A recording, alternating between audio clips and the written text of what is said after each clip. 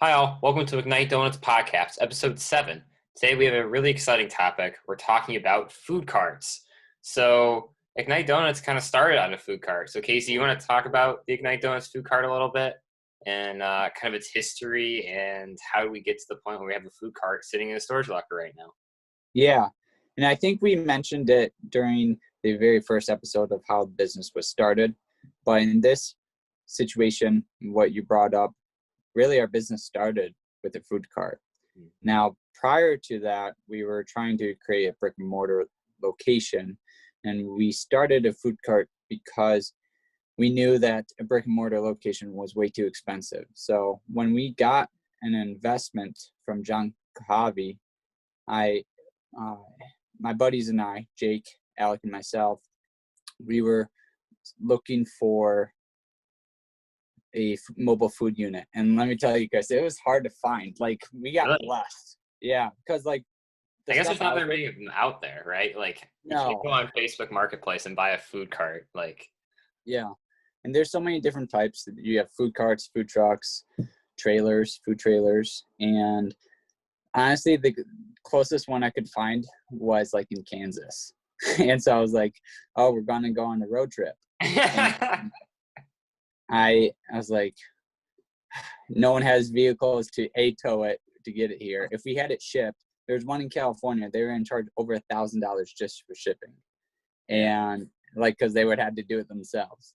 So it was kind of crazy, and like they ranged from like a couple $1,000s to like a really dinky hot dog stand that just couldn't be operational for what we're trying to do, to like over $75,000 if you wanted a food truck. Yes, Um, there's a big distinction between a food cart and yeah. I think. And then one day, somehow, someone posted it on Facebook saying that they're selling their food cart. And that was Paul, who's the owner of Dog Central right now. And I was like, this is a sign from God. We got to do it. And so we reached out to him and like we full sent this. And so Alec took the lead and we got in contact with Paul and we were like, this is perfect. This is exactly what we need. Well, little did we know how much more research we should have done, because what we ended up doing was we just bought something that the first thing we saw on the market, and we did need a food cart, and it was right in Mount Pleasant, a couple of miles away. Like, it was a pretty good scenario. Right. But so with some of the money that we had, we ended up investing into and purchasing the food cart, owning the title of it. And then we didn't do much with it for about a month and a half until a week before we started selling.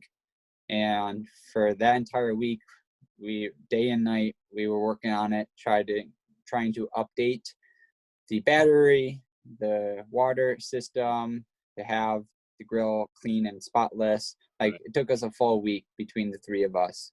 And our biggest thing was getting it approved by the health department, which I'm sure we'll talk about later in this podcast. Right. So to give you the history of it in a summary, we had some investment. We pivoted to a food cart model because it was less expensive to do so. We found a food cart right here in town. We purchased it. We worked our butts off to get it ready in time of our first sale. And then we sold, I believe it was the first time was September 13th. It was Thursday, September 13th, 2018 was the very first day we sold. And we got press from it. So CM Life wrote an article, and then Grand Central Magazine had a video shoot on us. So we did pretty well that day. We almost sold out, and we had lines down in downtown Mount Pleasant because we sold late at night. And we chose Thursday because based on the other food carts and food trucks that are selling in the area, they recommended to do it Thursday nights because of the population of bar hoppers. But yeah, that's the background of it. And we still have it and still use it, Yeah, we when do. we have Yeah, the available that's outing events. yeah. Sorry, I didn't cut you off. Yeah, we do use it for events. I think that's a good use for it. I guess food cart wise, they're not as perhaps simple as somebody on the service might think. Like, not only do you have, it's not just like, there's a lot of systems in the background. Like technically you're supposed to have running water. So that's a water pump. That's a battery you have to have. Um, we have a propane grill in ours because it was formerly a hot dog cart, as you said. So that's Yeah. maintenance right there that you have to keep up with. And then the fact is it's just a trailer. So you have to make sure it can hook to your car, and all the things that go along with that. So there's a lot that goes into it. When you kind of talked about the health department part, that's the biggest thing. Like legally speaking, you can't just set up shop and start selling. Like that's illegal. So you have to get approved by the health department. Um, and that's why you have to make sure all that stuff works. So there's a lot that goes into it, and there's some costs too. So not only, I mean, you can attest to some of the costs. Not only is the cost buying the food cart, it's the maintenance of the food cart, but then also the permits and the licenses can kind of add up. Um, so I guess if anyone's looking into food cart, check your local. It's all local government stuff. So check your local government, make sure it's actually economical to have a food cart. Because Mount Pleasant actually is not the nicest place for food carts. They have a lot of rules regarding them. And that's something we kind of dealt with the hard way, I think, in some instances. Yeah. That they, you can only sell at certain times. So I think that's important for anyone looking to have a food cart that thinks it's a quick cash grab. You gotta, there's a lot that goes into it. And I think I've certainly learned that in the short time I have it. I mean, for goodness sakes, we had to use a U-Haul once because none of us had a car. That made it so complicated, and then we had the wrong hitch on the food cart for the U-Haul. So we had to change the hitch on the cart so we could use the U-Haul. It was a mess. So Yeah, you want to elaborate on that a little bit? Yeah, so formerly the food cart, when Casey's talking, there was other owners, and so they were able to use their SUV, which had like a smaller hitch kind of. And then we came on board, they left the business, which is fine. But then none of us had a truck or a car that could pull this food cart. And we have to, and this is another thing about getting health inspections. You have to get a health inspection. What is it, 2? You have to get 2, right? Within a 2 per year, and right. You have to pay for them. Exactly. You got to pay for them. But if you don't get those 2, you're screwed for the next year. So we were running out of time. So we had an event, and we're like, oh, we have to get the food cart here. And the only way we could figure out how to do it was to rent a U-Haul to get it. So we pulled up on campus with our little itty bitty hot dog cart being pulled by a U-Haul. Yeah, that was interesting to say the least, I think. It's one of those things you don't think about, but you have to figure it out. Eventually I bought a truck and we got a hitch on your car. So we figured it out. But it's funny that it started out, with an SUV and then moved to a U-Haul, and now it's back to a truck. Or even better yet, a Chevy Trax with pulling a trailer, which has no right to be pulling a trailer, but that's just part of the charm. So I know, right? We're still bootstrapping it. And I remember that, I was calling Menards and Home Depot to see if we could use their rental trucks and to see if they had hitches. And there was always something wrong. There's always some reason we couldn't do that. So. Menards didn't have a hitch, and then Home Depot didn't have any rentals here, even though they had a hitch. Then I believe we called another storage rental place that had a truck or something, but U-Haul had a hitch. They were like our only last option. So we used it for an on-campus event called Threads for the fashion show. And so we were riding in style. And then we also used it for our second inspection, which was the Central Michigan University Research Corporation event that we did as a test trial. Yeah. And so, it was interesting, trying to maneuver the U-Haul, let alone the U-Haul and the food cart. I forgot that the tire on the food cart was flat when we got You couldn't even take it anywhere because it's flat. We were nervous that it wouldn't be able to go anywhere. We thought we were gonna pop it. I know. And so then we had to find out where to get free air. It's not. Yeah, and I think we ended up paying for Speedway, or something like that, because Bell Tire actually has free air right outside of there. Yeah, they do. We learned that the hard way as well. So I mean, we learned a lot of nooks and crannies along the process of how to do a simple task, Right. I guess perhaps the lesson to be learned here is that you need some foresight to do a food cart properly. It takes some planning.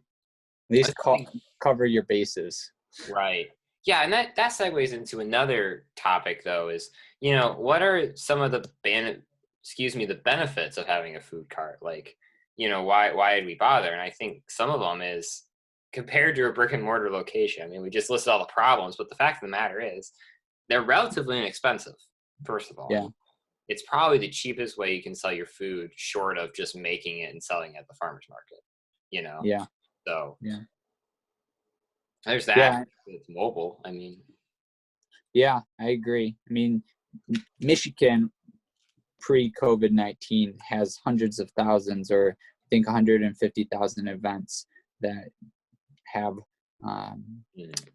have food carts, food trucks, food trailers at each year. And so there's definitely, if you want to go hard with that business model, people can, and they can make money with doing it over a couple of years.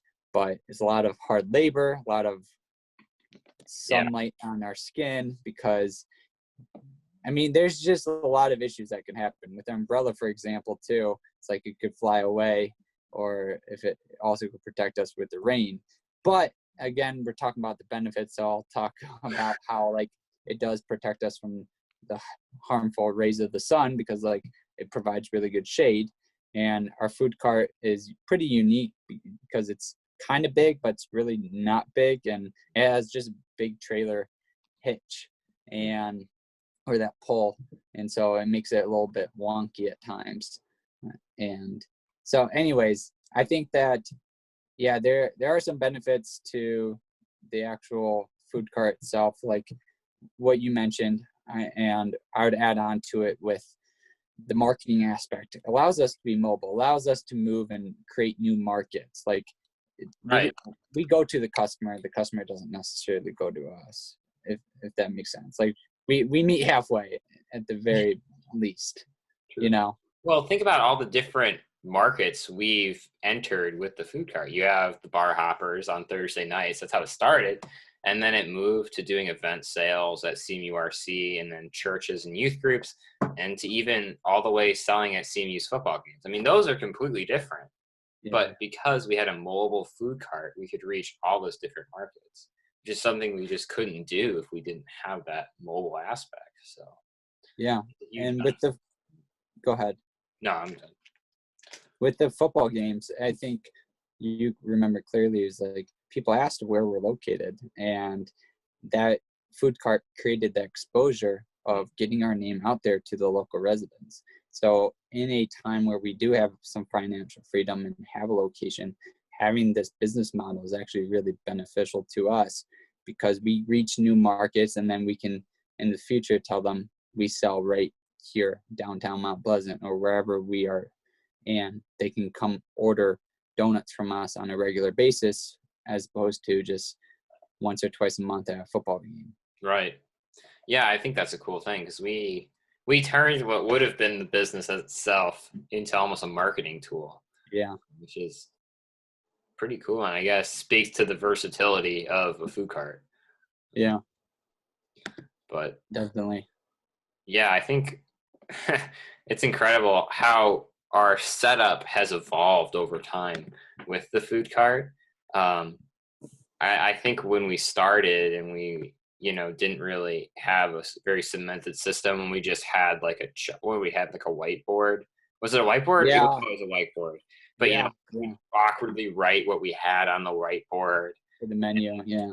We didn't even have like a table or anything. And how we... Yeah. Well, I mean, yeah, you can speak to the evolution of our setup. I mean, we got pretty good at the end, Yeah, we really started literally just with the food cart, no umbrella. We had a Coca-Cola umbrella, so no branding at all. And then we got an umbrella, which ended up breaking. And then we bought a table to make an L shape of a setup, and that helped us tremendously. Yeah. From there, we had a frame and a board. And so the whiteboard that had a frame to it, but the frame broke. And so then we just had the board, which looked really janky. And but that's all we had to do, and it got the job done Mhm. before we started selling at the CMU football games, and we had to really be as Yeah, professional as possible. that So was we had 2 tables, and tablecloth, all black, yeah, you know, exactly. drinks to a side and the donuts on the other side and all of our stuff hidden behind. It was pretty Yeah, good at the end. I can be pretty proud of that setup, I think, like yeah, we had a POS definitely. system spot and yeah. Yeah, we turned a shop into a mobile unit.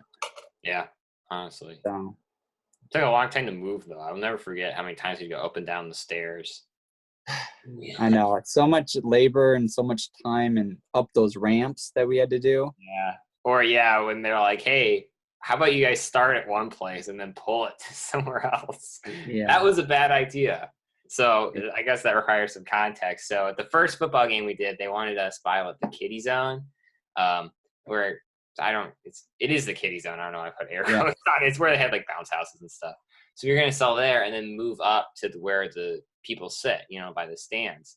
Um, so but that's like an uphill ramp that was probably 400 meters. I mean, it was a long way to yeah, pull a food cart full of stuff. So the first game we did that, and we're like, we're not doing that again. We're gonna set up in one place and stay there because and that's another thing. At the football game, you couldn't have your truck right there, so we couldn't just yeah, because there's people everywhere. So it was a unique situation that I don't think many people have to deal with, but I feel like that's how or sums up my food cart experience. That was a unique situation that I didn't know how to deal with. I had to figure yeah. out on the fly. Well, yeah, that's to add on to that. Like, literally, we've had so many issues with our food cart, that we had to create a solution on the fly, which has actually helped us tremendously with our customer relationship skills and just our problem solving skills in general. And like, because you don't know when it's too windy and everything's flying over. You don't know when the POS system shuts down. You don't know when your propane tank doesn't work. And you don't know when the water doesn't work when you have a health inspector come by. So like there's a lot of different unique situations and complications that we were able to solve within a short given notice, and we made the best out of it. Like Yeah, we have like I feel confident going into our storage unit, bringing out the food cart now and selling it wherever we need to, setting up shop, because we're prepared for the worst. And so I think that you and I have learned a lot, and then as well our employees, they've yeah, learned a lot too. So we got to a point where you and I did not have to be at the food cart selling. Like that right. was pretty cool. That is a And we had really to do the set up, tear down type of thing, but that wasn't that bad, you know? yeah. I mean, I think it kind of makes me think the kind of person who should do a food cart and shouldn't. I feel like I'm not obviously if it's your dream to have a food cart, have a food cart, go for it, pursue your dream. But I think really want to work hard. You really want to hustle. I think that's the best. I really think hustle is the best word because I really believe it's a hustle. It's a lot of work, but Yeah.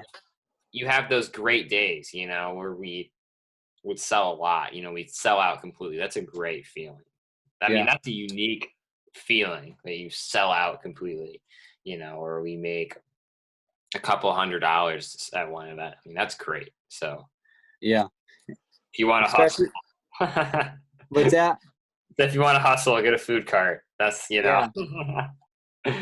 Yeah. I'd add on to that as well, because like our food cart, owning a donut business, is very catered to us, if that makes sense, because you go to a food truck event, and food trucks expect about 10% of the population to get sales. So if there's 1,000 people, they'll have roughly around 100 people order from them.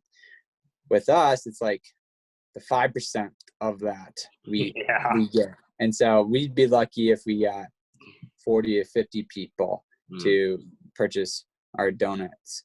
And if you have a specialty dessert item or snack item, with some limited options. I think our viewers would benefit by knowing that you shouldn't expect yourself to make 10% of each event of who attends.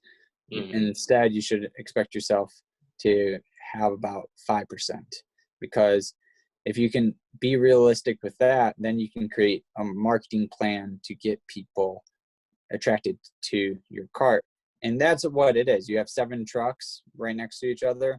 The goal is to get them attracted to yours.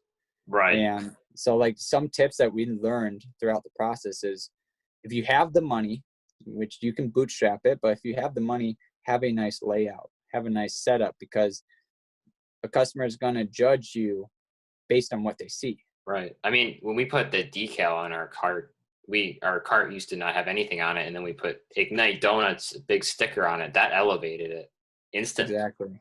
Yeah.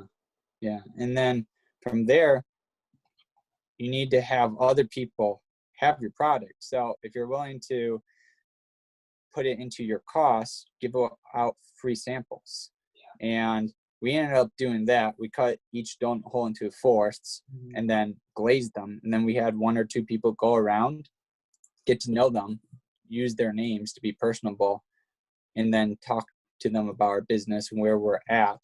So when they get their main meal, their entree, they can come and get dessert before they head out. And so that was our strategy, and it worked out tremendously. The days that we didn't do it, we suffered, and the days that we did do it, we had higher sales just by giving, and then asking. And so I can attest to that. Like, when we first started selling, we were really hesitant a couple years ago with giving out free stuff, because we're losing money. But in contrast, what we really learned was like, oh, people know about our product now. And because they know about our product, they're like, this is pretty good. Let's have some more. And so I'll take some home for my kids. I'll take some home for myself. I'll eat it right now, type of thing. Yeah. What are some other tips, Chris, that you've learned that other viewers that are trying to start a mobile food business should take note of? Yeah, I would say go into it with some good business sense as well. Choose something that does have a really high profit margin. I think that's important. High profit margin and simple, I think, is what I might do. I just know, we started selling apple cider at one of the one of the football games. And apple cider, all we had to do was buy it from the store, and we just sold it. And the profit margin on that was extremely high, And so the more products you have like that, the better it is. I see a lot of people in I'm in the entrepreneurship program. A lot of people want to have a food cart, but they want to do like organic food and like specialty food and complicated food. I think what makes a food cart successful is the simplicity of the food, and something that is relatively cheap to make, but still has a lot of value for the customer. We warmed our cider up, and it was hot cider. Simply by warming it up created so much more value and justified the higher price we were charging. So I think doing things like that is really important. And then finally, with just like any business, knowing your customer is huge. Knowing what they want and what they don't want. If you're in a college town selling downtown, it's okay to have more fatty things. You might be targeting people who are slightly intoxicated. They don't really care. They want savory things. That's what they want. If you're going to more event-based, if you have something a little greasy and a little gross, people might be unhappy. So like any business, you have to know your customer and just have some planning. So I think that's really what I've learned. So. Yeah, no, I can't agree with you more there. I think at each event we had to cater differently too, because we had different customers.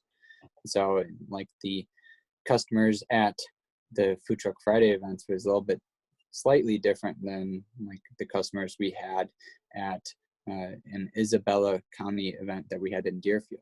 Like we catered to them differently. I remember that we, on top of donuts that we sold, we also sold Ignite pet merchandise as well. So the Ignite pet bandanas, and I think we sold 1 or 2 of them there because we were at a park, there were dogs there, and we had a specific customer that was like, oh, I want my dog to wear this. So obviously we didn't sell any bandanas at the football game or the other events because we didn't have any dog lovers there, or I guess we didn't have Right. any customers that had dogs there that they could simplify and say, oh, my dog could use this, something I like think that. that's funny. You're talking about bandanas. That ties in directly what we're talking about next week. Next week, we're going to talk about selling online and selling merchandise. So we sold bandanas in person on the food cart, and next week we'll talk about how our experience is online versus food carts. So make sure to tune in next week when we talk about selling online, selling merchandise, and our experience with that. Casey, do you have anything else you want to talk about food cart wise? Any advice or any closing thoughts? Yeah, one last thing. In regards to entrepreneurship, you can literally sell anything on a cart. And what I mean by that is it doesn't have to be a food unit, mobile unit to do so. There are businesses that sell t-shirts on carts. Like there are options. So there are options for people to utilize a mobile unit. And there's events that have trade shows and festivals that sell unique different items that are different than just food. So I don't want our viewers to underestimate the inexpensiveness of having a mobile unit as opposed to an online store or a actual brick and mortar location. An online store from a apparel company is pretty relatively inexpensive. You just have to have a place to store the stuff. However, if you want to get your brand out there, there are hundreds and thousands of trade shows across each state that people go to all the time. Right. One of our business friends from Wonderheart, that's how they do their business. They did trade shows every single weekend, made thousands of dollars, and then just continued to market themselves as that because it was a way to get by for the next several years. And they're growing a customer base in doing so. So my final note is, regardless of your business, find the least expensive way to get your product out there, because that's how you learn, is by having an idea and actually doing that idea. We learn so many tricks throughout the system that will help us and has been preparing us for a brick and mortar location once that happens. Mm-hmm. Yeah, absolutely. Sell your dreams in a cart. That's what I'm gonna say. Whatever you're passionate about, sell it. I mean, for crying out loud, we had a hot dog cart and we turned it into a donut cart. So you can really sell anything, and you can sell your idea. And I don't want to say sell yourself. That sounds kind of bad, but market yourself as the entrepreneur anywhere through a mobile venue. I think it's a really powerful tool and something any entrepreneur needs to take advantage of. So Casey, it's been great talking about food carts with you. Let us know your thoughts about food carts in the comments. And thanks so much for listening, guys. Catch you next week. Chris.